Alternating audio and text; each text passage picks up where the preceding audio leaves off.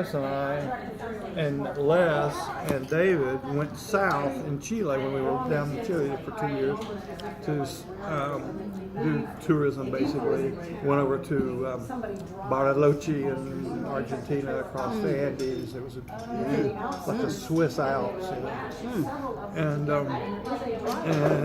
then David and Les came back to Santiago, and Douglas and I continued going south, flew down to Punta Arenas in the Straits of Magellan, on down to Tierra del Fuego. Got stranded in a Volkswagen bus that broke down and had to spend the night in a jail, basically. This is news. I didn't know this. And it's coming out. So and we listening shortwave radio to the soccer game in Santiago. While we were in this jailhouse. Douglas was a kick. He was a British. He was an actor in the old Vic Shakespearean company. Had acted on a world tour with Sir Laurence Olivier and Vivian Leigh and all this. He had this incredible. He never finished college, but he went to Drama Guild and got it. Didn't have to have college. Toured with the old Vic.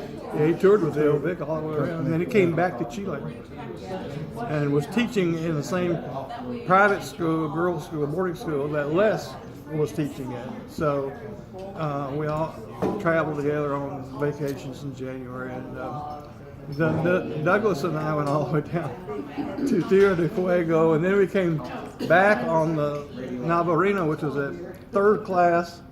Third class on the Navarino was like, I don't know, it's like riding the beast, from Mexico, It was unbelievable kind of conditions. It was like there was one little cabin. There was 8 people in it, bunk beds, and everybody got sick the first night because they were rough. Kind of like coming over on the Mayflower. Yeah, You're in the and we had just spent a lot of money in the duty-free store buying Swiss chocolates because Douglas had a thing for Swiss chocolates, and so we were all sick that night,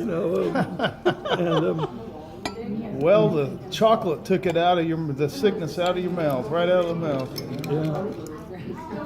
Yeah. Then we got back. Douglas and I finally got back on a train back to Santiago, and he called me about a half an hour after we got in. And I said, "Did you meet me in the park? Someone I want to talk to you about." We had these long talks, on the train coming back from Concepcion, and so when I saw Douglas, and he said, Ed, he said, "I just wanted to tell you that I'm in love with your wife." I looked at him straight in the eye. I says, "I am too." He never said another word. He's a proper English gentleman. Never said a word. And you stayed friends.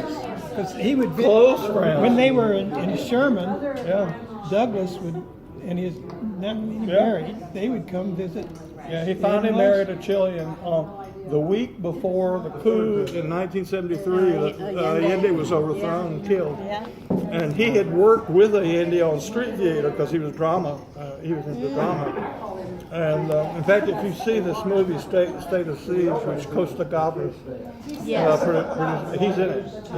He is the U.S. aid officer. Oh, really? And so he got out of Chile just at the right time because he'd changed, and he was teaching drama department at the University of Santiago, and almost all of his students were Marxists who had been in this movie State of Siege and would have been killed, in the stadium by Pinochet, after the coup. Yeah. And Douglas would have been killed. And so he escaped with his Chilean bride, came up here, and started teaching at Illinois State. And then when Pinochet had his run, and they forced him to have an election, and he lost. Pinochet did, and so Douglas took a sabbatical and went down to Chile to celebrate, to help him celebrate. Well, it was the end. It was his undoing, because on the That's way when he back died. he came up to Peru, where he had spent some time teaching with some Peruvian colleagues who had bought stock in a gold mine over in Bolivia, and so he and his colleague went over there to check out his investment. And on the way over there, one of these puddle jumpers, airlines, he talked his way onto a plane that was already full. And Douglas had the gift of gab, and he talked that guy into letting him on, and Took did him and in. it went down. It went down. Because of too much weight? Yeah. Yeah. Really? He was in the back of the plane. And only the people in the back of the plane got killed. Oh, gosh. And Gosh, she had a life, though. I mean, Oh, yeah. colorful. You too. so I kind of like became a godfather, really, for his children. He had 3 children up in Normal, Illinois, and I go up there and help them celebrate their birthdays and things. And Ceci, his widow, was a good friend, and she finally remarried. But Douglas is a legend, even on that campus up there now. If you go up there now, Is that right? Oh yeah. Well, Douglas would be a legend anyway. He's a legend at this table. Wow. When we were down in Punta Arenas, we went up to Torres de Paine, which is a national park just north of the Straits of Magellan. Most beautiful range of mountains. It's kind of like the Tetons peaks, and glaciers. And he and I hiked into a place where we spent the night, camped out, and it was really funny because this was the same trip that we had started with Les, earlier, the end of it.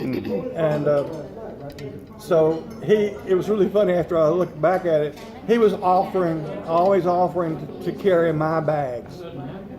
Here he was in his British corduroy sport coat with a red tie, walking out in the middle of nowhere in the wilderness, wanting to carry my bags as well as his to show me how much more of a man he was than I was. And I didn't know why he was doing that, at the time. This was before he had.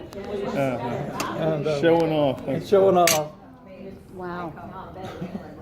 So was Pinochet the guy who, and maybe I'm mixing up countries, I'm showing my ignorance, but that disappeared? Was he the guy? Yeah, there were a lot of Chile. All of his enemies, all his Marxist enemies, he killed.